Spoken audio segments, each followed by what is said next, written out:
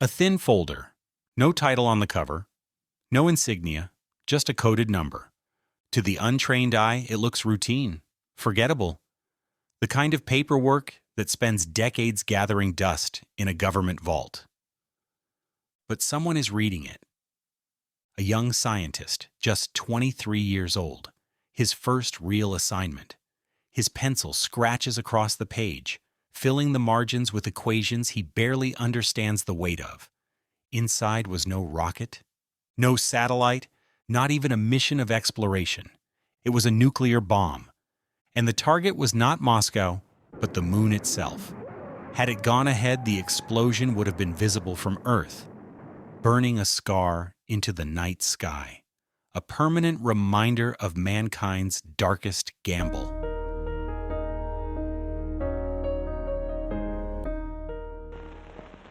I feel impelled to speak today in a language that, in a sense, is new.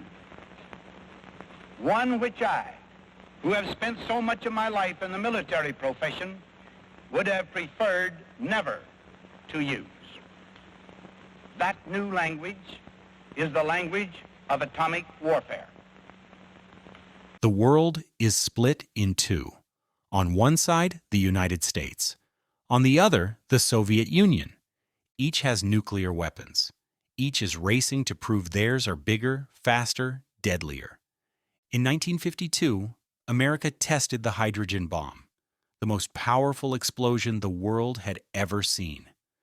A year later, the Soviets answered with their own. Every test raised the stakes. Every blast pushed humanity closer to the edge.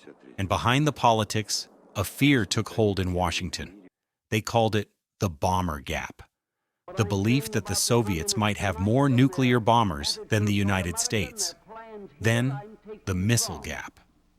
The fear that Moscow was building rockets that could carry those weapons farther, faster. When Soviet leader Nikita Khrushchev stood before Western diplomats in 1956, he didn't speak softly. He banged his shoe on the podium and declared, "We will bury you." The words weren't just a threat, they were a challenge. The following year, America prepared to answer. A slender white rocket, named Vanguard, rolled onto the launch pad in Florida. At stake was more than technology. It was national pride. The world was watching. America's first attempt to launch a satellite, a 6.5-inch sphere weighing just over 3 pounds, was checked out by scientists and declared ready. A great wave of advanced publicity focused attention at Cape Canaveral, Florida, for the launching of Test Vehicle 3 of Project Vanguard in the race into outer space. But when the countdown reached 0, Vanguard lifted only a few feet into the air before collapsing in flames. The failure was broadcast live on television. What happened is already unhappy history. Another setback for the United States. A loss of thrust and fall back to Earth in split seconds. Our satellite program has never been conducted as a race with other nations. Rather, it has been carefully scheduled as part of the scientific work of the International Geophysical Year. Newspapers the next day mocked it as Flopnik. Then, only weeks later, the Soviets unveiled their own rocket. It carried not a warhead, but a polished silver sphere, Sputnik. As it circled the globe, it sent down a simple signal. Anyone with a radio could hear it. Children lying in their backyards, farmers in their fields, politicians in Washington. To ordinary people, it was a marvel. To American leaders, it was a humiliation. If Moscow could put a satellite into orbit, then surely they could put a nuclear weapon there too. The space above the Earth had suddenly become the new high ground. And whoever held it would hold the future. Late 1957. The world is still catching its breath from Sputnik's beeping humiliation. And then, whispers begin. A small newspaper report circulates in the West. The Soviets, it claimed, were preparing something even more dramatic. Not just another satellite, not just another rocket. A plan to detonate a hydrogen bomb on the moon. The date, according to the rumor, was no accident. November 7th, the anniversary of the Bolshevik Revolution. That night, there would be a lunar eclipse. Imagine it. The moon, blood red in shadow, suddenly split by a blinding flash of nuclear fire. A spectacle visible from every corner of Earth. Some columnists treated it as science fiction. Others warned it could be the ultimate act of Cold War theater. If Moscow could scar the moon, they could dominate the imagination of the world. But buried in those same articles was a darker possibility. What if the missile missed its target? A hydrogen bomb, instead of soaring toward the moon, could fall back to Earth. For American generals already reeling from Sputnik, the rumor was gasoline on a fire. If the Soviets truly dared such a spectacle, the United States could not afford to be left behind. Chicago, winter 1958. Leonard Rifle remembers the room. The smell of chalk dust, the quiet shuffle of papers stamped top secret. On paper, he was tasked with a study of lunar research flights. In truth, he was being asked to weaponize the moon. Rifle was a serious man, a scientist. He had worked with Enrico Fermi, the architect of the nuclear age. But here, the task was different. The generals weren't looking for knowledge. They were looking for theater. The Air Force wanted a flash in the sky so bright the Soviets couldn't ignore it. Prestige wrapped in radiation. And sitting quietly in the back of that room was a 23-year-old graduate student. Thin, awkward, buried in numbers. His name, Carl Sagan. This was his first real assignment. His job was to predict what the moon would look like in the aftermath of a nuclear blast. Would dust rise into space, illuminated by the sun? Would it hang there like a cosmic scar? Sagan would one day become the most famous science communicator in the world, but here, in 1958, he was just another nameless mathematician feeding numbers to the military machine. And decades later, those numbers would come back to haunt him. While Sagan scribbled equations, the generals in Washington grew restless. Sputnik had humiliated America. They wanted spectacle, a mushroom cloud visible across the globe, proof that the United States had not only caught up, but could plant its nuclear flag on another world. Behind closed doors, they whispered about morale, about prestige words that meant very little to Rifle, but carried enormous weight to men staring down a Cold War. Rifle knew the risks. He feared contaminating the moon with radiation, poisoning the very world humanity might one day explore.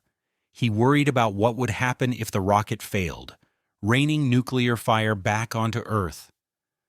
But his doubts stayed silent, buried in memoranda no one would read. Years later, when the project was declassified, Rifle confessed he was horrified that such an idea had ever been considered. And Carl Sagan? He would quietly carry the secret until he slipped, revealing hints of the project in an academic application, a leak that exposed one of America's strangest Cold War schemes. At the time, though, they were just names on a roster, cogs in a plan that promised to turn the moon into a billboard for nuclear power. But how would this actually work?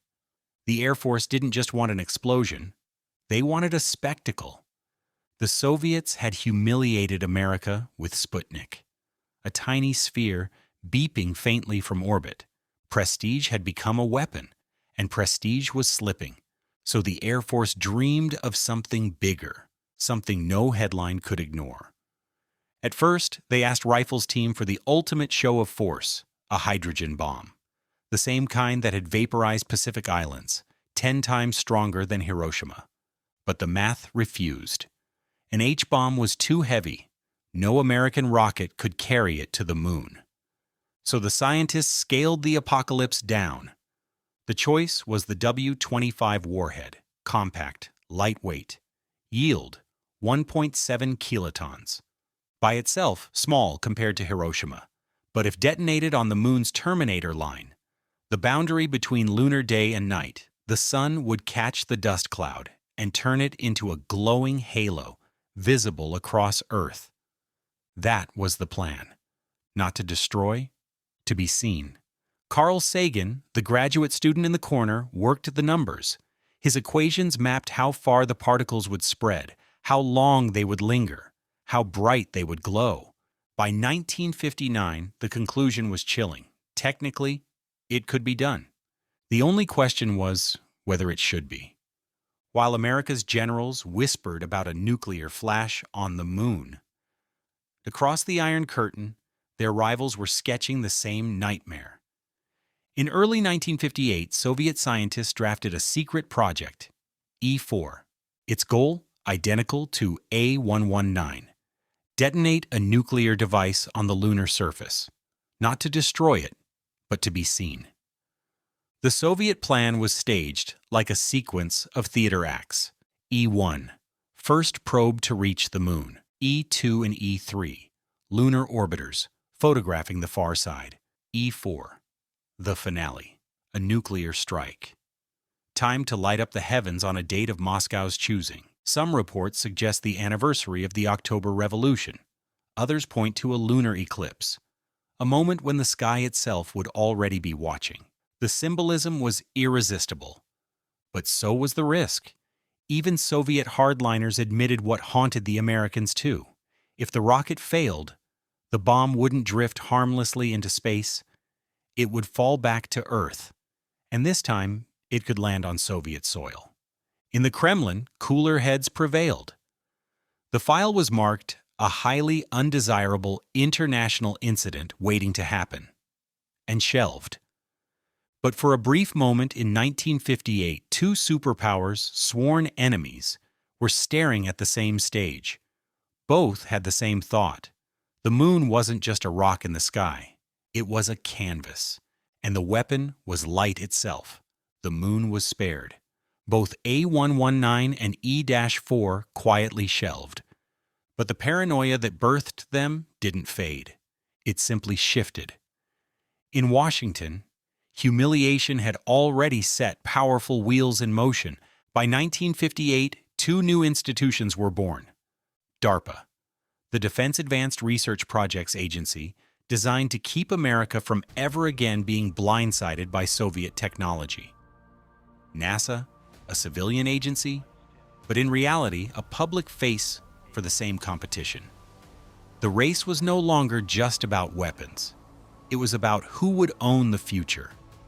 And into this contest stepped a German rocket engineer with a Nazi past, Werner von Braun. The man once drafted to build Hitler's F-2s was now sketching the blueprints for America's space program. To him, the moon wasn't a billboard for nuclear power. It was the next frontier. Meanwhile, the White House was changing hands. A young president, John F. Kennedy, grasped what spectacle really meant. But he didn't frame it as fear. He framed it as hope. In 1962, he stood before thousands at Rice University and declared, "We choose to go to the moon. We choose to go to the moon.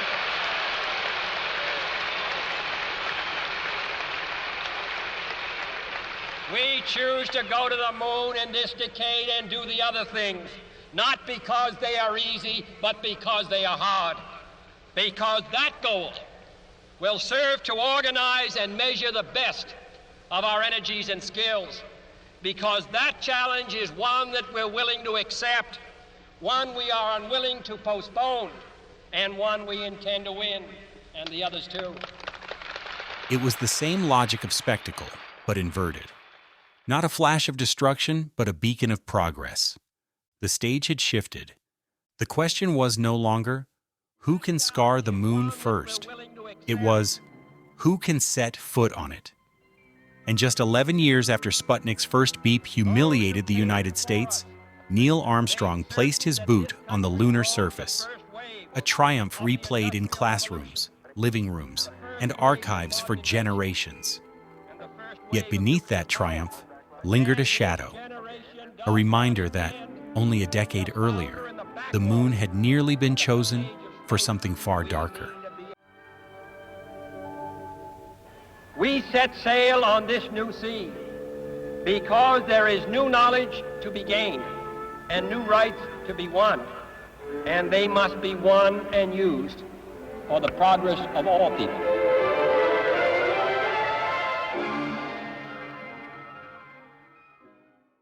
Chicago, 1959. A flash on the moon could be read as desperation, even madness. Behind closed doors, the Air Force pulled the plug. Project A119 was shelved. Officially, the reasons were cost, risk, uncertainty. Unofficially, the truth was sharper. It wasn't canceled because it was impossible.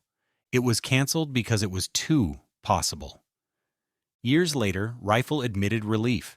He feared the huge cost to science if the moon had been scarred by radiation, but he also left behind a warning: America could have done it. And that fact, that it was within reach, is what made the project so haunting. For history rarely remembers the weapons we failed to build, but this one came close enough to leave a shadow. The files were sealed. 8 volumes of equations and sketches vanished into archives. By the early 1960s, a new global mood was rising.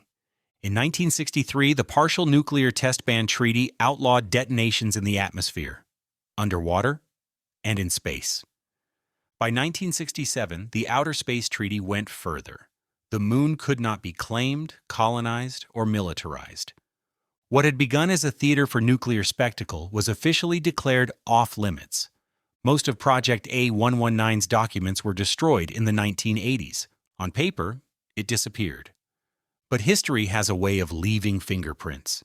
In the late 1990s, a science writer combing through old scholarship applications stumbled on something odd. Buried in Carl Sagan's early academic papers were references to classified reports. Titles that should never have been public. The slip revealed Sagan's hidden role. At just 23, he had been running the equations for a nuclear flash on the moon. Decades later, those calculations, meant to stay secret, had cracked the door open. And then, in 2000, the truth poured out. Leonard Rifle, the project leader, stepped forward in interviews. He confirmed the project was real. He confirmed it was feasible. And he admitted he was horrified it had ever been considered. The headlines were brief, almost disbelieving. America once planned to nuke the moon. It sounded like satire, but it was history. A plan once hidden in dusty folders had finally resurfaced. Half a century too late to change the outcome, but just in time to remind us how close the heavens came to being scarred forever. The moon we see tonight is silent, pristine.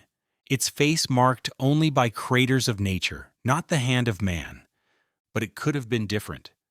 Had Project A119 gone forward, the first human memory of the moon in the space age would not be Neil Armstrong's giant leap.